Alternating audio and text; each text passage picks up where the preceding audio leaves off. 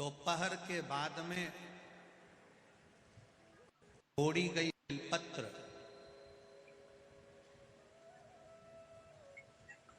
दोपहर के बाद अगर हम बेलपत्र को तोड़कर शंकर भगवान को समर्पित करते हैं तो शिव उसे स्वीकार नहीं करते।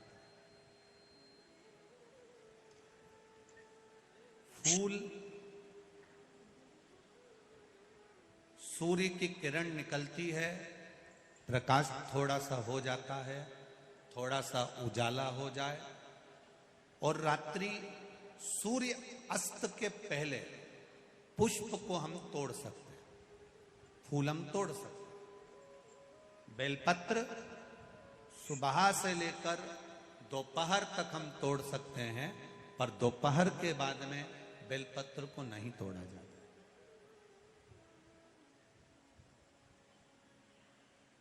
चतुर्थी, अष्टमी, नवमी, द्वादशी, चतुर्दशी, अमावस्या, पूर्णिमा, संक्रांति, ये ऐसे पर्व हैं जिस दिन बेलपत्र को नहीं तोड़ा जाता।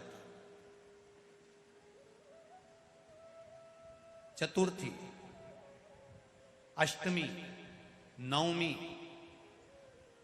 द्वादशी, चतुर्दशी, अमावस्या, पूर्णिमा, संक्रांति, ये वो पर्व है जिस पर बेलपत्र को नहीं तोड़ा जाता। पुरानी बेलपत्र 1 महीने पुरानी भी रखी है।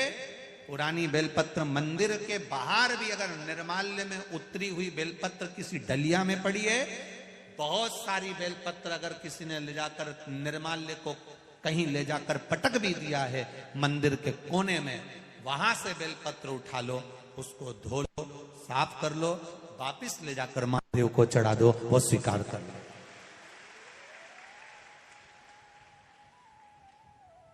पशुपति व्रत कर रहे हो,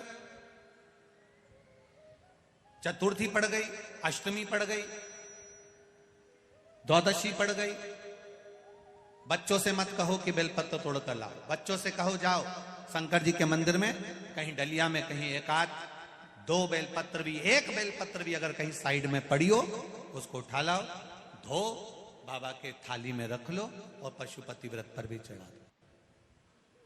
दोपहर के बाद में पूजन करने जा रहे हो, बेलपत्र दोपहर के बाद ना तोड़वाइए। फूल सुबह प्रकाश होने से लेकर रात्रि को, शाम को जब सूर्य अस्त हो उसके पहले फूल आप तोड़ लो, मना नहीं है, दिन भर का समय आपके पास है, पर रात्रि में फूल नहीं तोड़ा जाता।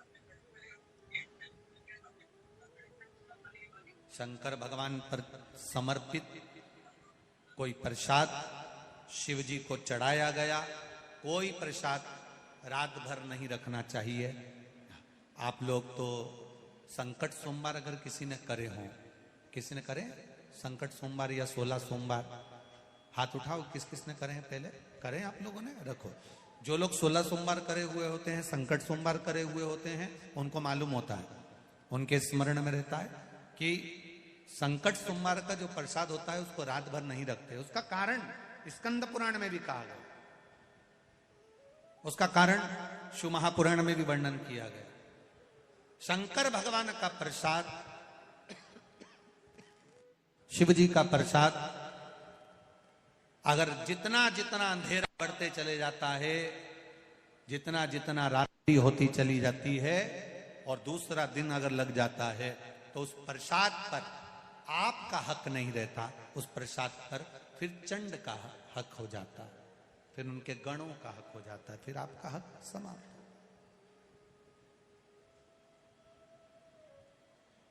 तीसरी बात का स्मरण करिएगा, एक तो बेलपत्र दोपहर के बाद न तोड़िए, दूसरा पुष्प रात में न तोड़िए, तीसरा चतुर्थी, अष्टमी, नवमी, द्वादशी, अमावस्या, पूर्णिमा, चतुर्दशी, संक्रांति, इस पर बेलपत्र न तोड़िए। मंदिर की चढ़ी हुई, कहीं रखी हुई, कहीं अगर निर्माल्य में भी कहीं ले जाकर पड़ी है, वो भी समर्पित कर सकते हो। बेलपत्र तो यहां तक वर्णन करती है कि अष्टमी नवमी दोनों पड़ रही है और आपको बेलपत्र की जरूरत पड़ रही, तो एक बेलपत्र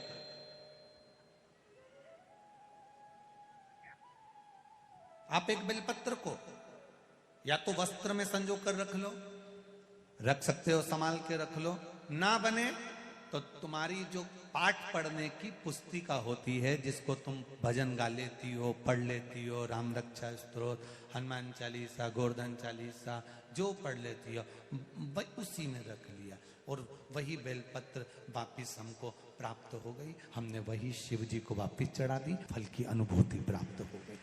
जरूरी नहीं है